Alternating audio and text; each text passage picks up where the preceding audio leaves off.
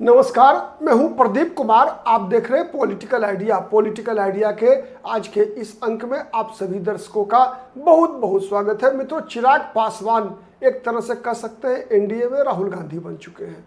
जिस प्रकार से महागठबंधन में राहुल गांधी ने अब तक तेजस्वी यादव के नाम पर सस्पेंस बना के रखा है, मतलब तेजस्वी यादव पर लगातार वो हमलावर भी नहीं है, लेकिन कोई भी ऐसा काम नहीं कर रहे हैं जिससे तेजस्वी यादव को मजबूती मिलती हो। हर वो काम कर रहे हैं जिससे कि तेजस्वी यादव को एक तरह से अपने बस में किया जा सके, कंट्रोल किया जा सके। तो सवाल ये उठता है कि क्या जिस प्रकार से राहुल गांधी ने तेजस्वी यादव को अब तक डील किया है, राहुल गांधी तेजस्वी यादव को पीछे छोड़ते हुए आगे कई बार निकलते हुए दिखे हैं कई मामलों में। अभी जैसा वोटर अधिकार यात्रा हुई, वोटर अधिकार यात्रा के दौरान अगर आपने देखा होगा तो ये स्पष्ट दिखी कि तेजस्वी यादव राहुल गांधी के पीछे चल रहे थे। एक तरह से वोटर अधिकार यात्रा को कांग्रेस पार्टी ने हाईजैक कर लिया। आपने पप्पू यादव का बयान सुना होगा कि पटना में जो पदयात्रा हुई अंतिम दिन 1 तारीख को, उसमें आरजेडी के समर्थकों की संख्या 10% भी नहीं थी। हो भी क्यों, स्वाभाविक है, क्योंकि कांग्रेस पार्टी ने उस कार्यक्रम को वोटर अधिकार यात्रा में अगर दिखा तो कुछ भी दिखा तो केवल कांग्रेस दिखी। कांग्रेस ने ही अपने कई राज्यों के मुख्यमंत्रियों को बुलाया। रेवंत रेड्डी आए, डीके शिव कुमार आए, एमके स्टालिन आए। ये सबके सब तो राहुल गांधी की राजनीति को मजबूत करने आए थे बिहार में। तेजस्वी यादव की राजनीति को तो मजबूत करने नहीं आए थे।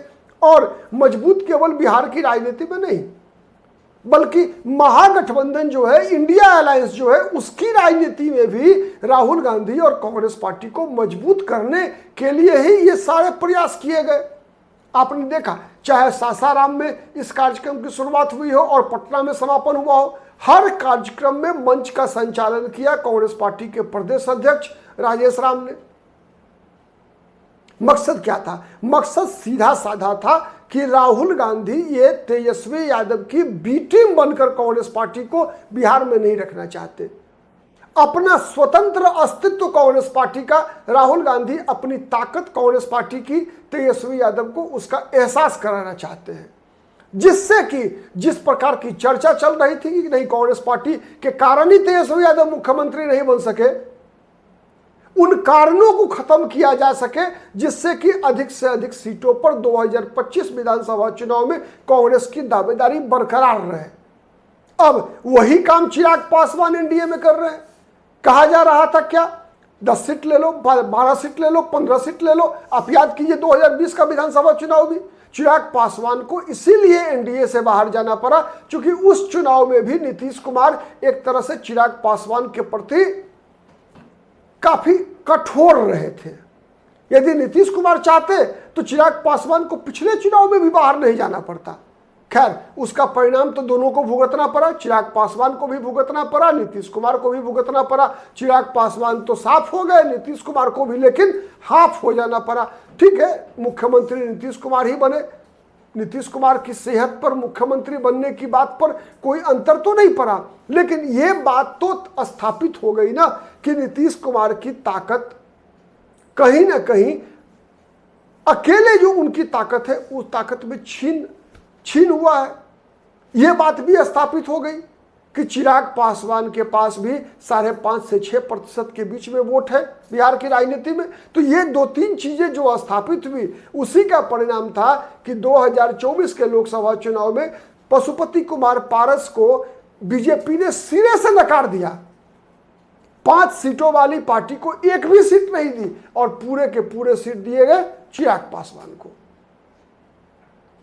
अब विधानसभा चुनाव में भी अभी भी फिर वही खेल करने का प्रयास किया जा रहा है और उसी का जवाब लगातार चिराग पासवान दे रहे हैं। चिराग पासवान ने खुद तो कभी नहीं कहा कि मैं मुख्यमंत्री बनूंगा, लेकिन लगातार चिराग पासवान की पार्टी में जिम्मेवार पद पर बैठे हुए लोग, उनके निकट संबंधी, उनके सगे बहनोई अरुण भारती लगातार कह रहे हैं कि चिराग पासवान मुख्यमंत्री बनेंगे, मुख्यमंत्री पद के दावेदार है।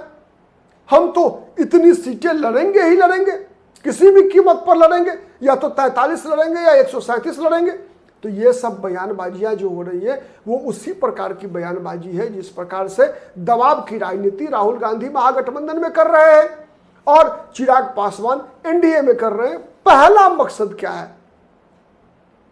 फर्स्ट ऑब्जेक्टिव यही है, चाहे वो राहुल गांधी हो चाहे वो चिराग पासवान हो, कि अधिक से अधिक सीटें अपने हिस्से में डाली जाए। ये दोनों में समानता है। हाँ, लेकिन यदि सम्मानजनक सीटें नहीं मिली तो यह खतरा दोनों के साथ बरकरार है। दोनों के साथ बरकरार है, केवल चिराग पासवान के साथ बरकरार नहीं है।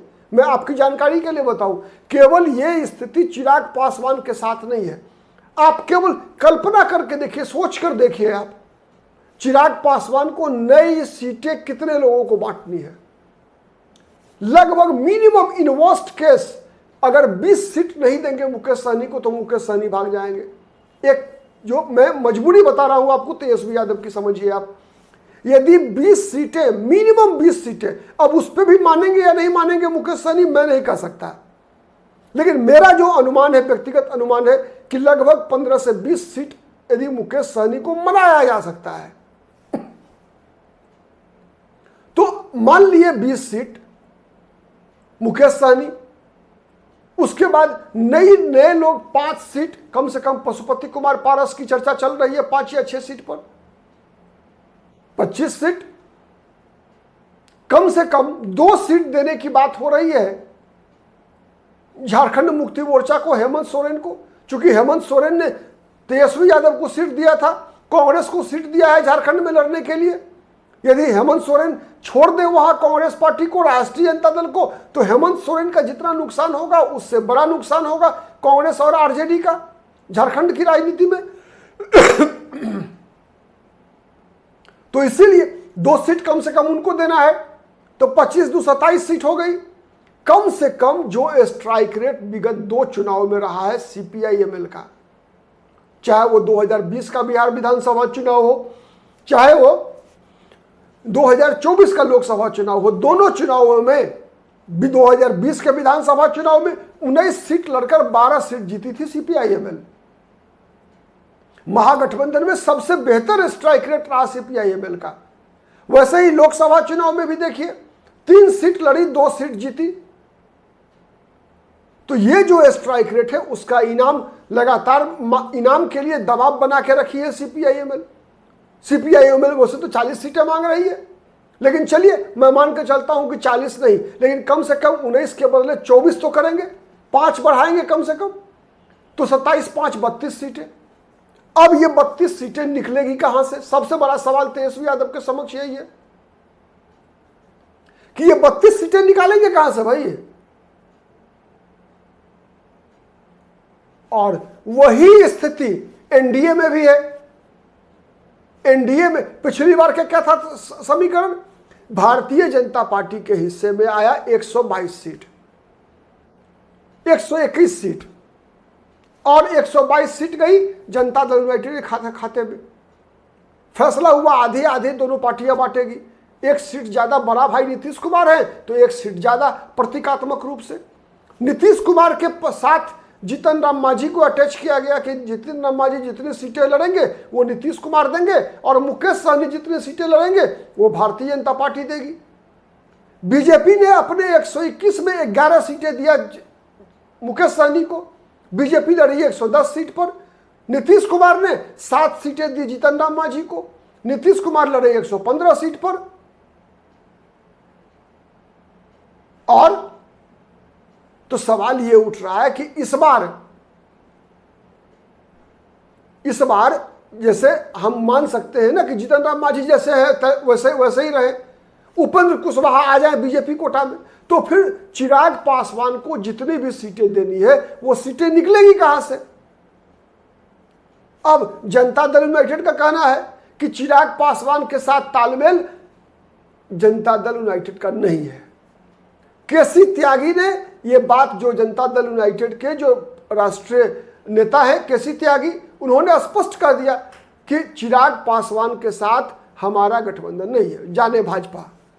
अब सवाल ये उठ रहा है कि बीजेपी चिराग पासवान को अपने हिस्से से 40 सीटें अगर देती है तो बीजेपी के पास बचे कितने? 70। तो क्या बीजेपी 70 सीटें बिहार में लड़ने को तैयार होगी? तब तो मामला फिर वही आ गया 2020 पर। जिस स्थिति में 2020 में सारा खेल हुआ था वही इसी स्थिति में पहुंच गया फिर। तो इसीलिए मैंने कहा कि राहुल गांधी वाली स्थिति में ही चिराग पासवान पहुंच चुके हैं।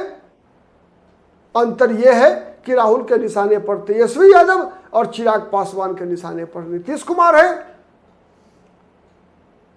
एक एडवांटेज है एनडीए में कि चिराग और नीतीश के बीच में भारतीय जनता पार्टी है, वहां महागठबंधन में राहुल गांधी और तेजस्वी यादव के बीच में लालू यादव है।